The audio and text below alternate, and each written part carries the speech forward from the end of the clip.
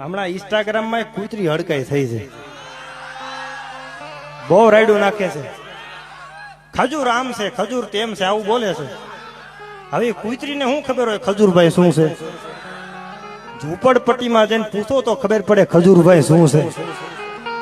આ હૃદયથી મેં નજરથી જોયું છે. હો નાનપણમાં મા બાપ ગુજરી ગયા હોય અને એ દીકરા દીકરીના બાવડા ઝાલી માણા આશરો બનાવી દેવો, એને આશરો બનાવી દે અને માથા માથે હાથ મેલીને કે બાપા મુંજાતા નહીં, હું તમારી ભેળો છું.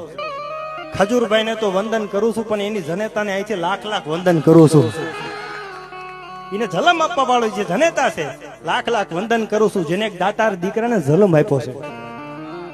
ખજૂરભાઈ પેલા આમ હતા.